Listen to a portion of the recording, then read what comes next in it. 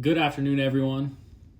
Welcome to Read the Right Thing. As always, hope you guys are doing well. Hope you're reading a lot. My name is Eric, and today I'm going to be talking about this book, and it's called Hurricane, The Miraculous Story, The Miraculous Journey of Reuben Carter by James S. Hirsch.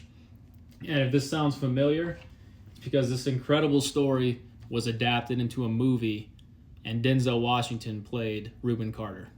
So the movie Hurricane and the book Hurricane, they're the incredible story of this man named Reuben Carter, this black man who was a boxer who was wrongfully convicted of committing these murders in Paterson, New Jersey. Now, Reuben was a violent person, you could say. He joined the army, he was constantly in fights when he was younger, and he was a professional boxer who was really good. But no one imagined that he would actually use guns. They would always say, there's no way he could have committed this murder because he would have just used his fists. Early in the book, James S. Hirsch, he weaves between Reuben's early childhood and the night of the murder. The author writes about Reuben's upbringing and how his parents feared for Reuben and his siblings, but especially Reuben because he grew up with a stutter. They thought it would get him in trouble with white people. His dad did not trust or like white people. Reuben's father from the South, he feared them. And he instilled this fear in Reuben. Back then, it was also believed that if you had a stutter, it meant you were lying. Because of his stutter, Reuben was a quiet kid. He kept to himself, he was kind of a loner, but he took to violence. He would beat up anyone who made fun of him and use violence as his way of communicating. Although he had a stutter, Reuben was very eloquent and articulate, especially in his writing. Now, I was kind of surprised. Reuben wrote home when he was in the army in Germany, and Reuben writes about his first time jumping out of an airplane and parachuting. And I'm going to read that for you. So this passage really just shows that despite his stutter, he was still an articulate and an eloquent person. So here is Hirsch writing. To Carter, jump school was 3 torturous weeks of 24-hour days of corrosive annoyance. But when he executed his first jump, he excitedly wrote home about it, flushed with pride, and later described the sensation. There was no time for thought or hesitation. I could only hear the dragging gait of many feet as man after man shuffled up to the door and jumped, was pushed, or just plain fell out of the airplane. The icy winds ripped at my clothing, spinning me as I hit the cold black blast from the engines. And then I was falling through a soft, silky void of emptiness, counting as I fell. Hup 1,000, 2,000, 3,000, 4,000. A sharp tug between my legs jerked me to a halt, stopping the count, and I found myself soaring upwards, caught in an air pocket instead of falling. I looked up above me and saw that big, beautiful silk canopy in full blossom, and I knew that everything was all right. The sensation that flooded my body was out of sight. I didn't feel like I was falling at all. Rather, the ground seemed to be rushing up to meet me. While in the army, Reuben discovered boxing. One night, while drunk and wandering with a mentor of his, he happened to wander into a gym and he challenged anyone to a fight. What happens next is pretty crazy, and I don't want to spoil it, but Reuben, he had a knack for boxing. Reuben was articulate, showy, and a powerful presence. He always had a shiny bald head, menacing goatee, and he dressed to impress with fancy suits and jewelry. The book also delves into the story of all the people who tried to help Reuben, from Bob Dylan to lawyers to the Canadian Commune. The book goes into more detail about the people and formulation of the Commune than the movie does. I'm going to try not to spoil anything for you, and I hope you're somewhat familiar with the story. If not, it might not make sense, but essentially Reuben was in prison for a long time, and he wrote a book called 16 Rounds. This Canadian Commune, they ended up adopting a black boy from either the Bronx or Brooklyn, but his name was Lesra, and they really encouraged him, learn about African American history and black people and really embrace being black. And Lesra happened to find the book 16 Rounds by Reuben Carter. And all of the Canadians and Lesra, they became infatuated with Reuben's story. And they even wrote him letters and then met him and then became very good friends. and they ended up helping him.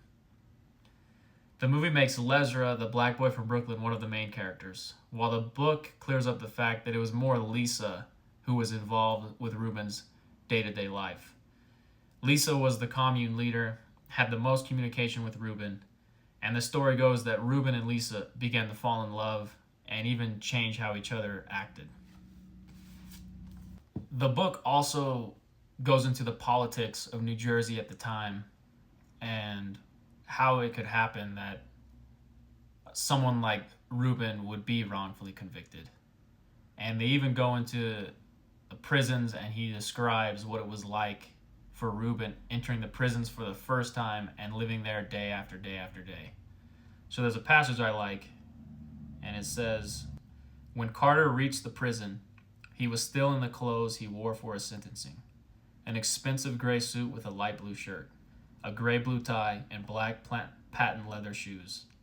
He also wore a diamond ring appraised at $5,000 and a gold watch, and he sported a thick goatee. His hands and feet freed, he walked through the main entrance, a small steel door with a slot of bulletproof glass, and he was led down a hall lined with administrative offices, an area known as the front house. Before him lay two more steel doors, the second of which would put him in the prison proper. But before he left this outer hall, he was taken to a different room. There, the prison began the process of sanding away an inmate's identity."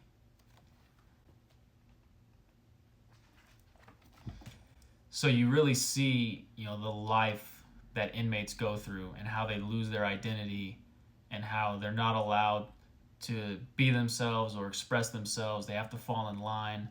They're called a number. They all wear the same things. And Rubin wasn't interested in any of that. So this story is a remarkable story, about perseverance, about changing yourself, about bettering yourself. But it's also a sad story because he lost so much time in the prison for doing something that he did not commit, which is very sad. I love the movie. I love the book. I think it's an incredible story. And it's just crazy that things like this can actually happen. Now, this book it's a great story. I really love how the author writes. It's not too dry. He does get into the courtroom, so it's sort of like a courtroom drama at times. He really gets into the case and kind of the nitty-gritty of how the lawyers were going to fight Rubin's case and how the opposition also fought his case. And it had the chance of really getting dry and kind of boring unless you're really into legal talk. But the author, he makes it entertaining all the way through, and he makes it easy to follow and understand. So you'll also learn more about the legal system and, its flaws and how this could even happen to someone. Some praise for Hurricane on the back of the book. It just says, "A riveting story. Hirsch has acquitted his subject well, skillfully recounting the emotional state of a man whose perseverance eventually resulted in his freedom, not only from the state of New Jersey, but from the prison he had previously imposed upon himself." So this book, it's a miraculous story, just how Rubin Carter was able to fight. The book, it often talks about how he was a boxer and a fighter, and then when he was wrongfully convicted, he had to start a new fight, which was the fight for his freedom.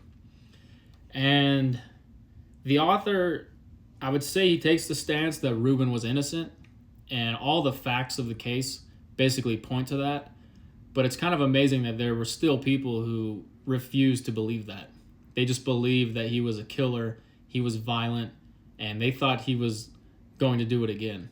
The daughter of the victims at the end of the book even says, "It's just a shame he went free. He's a murderer, and hopefully he doesn't do it again." So it's amazing how there's even still people today who think he was guilty.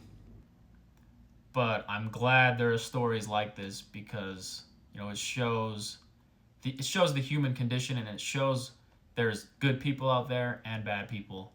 And no matter how long it takes, good will always triumph over bad.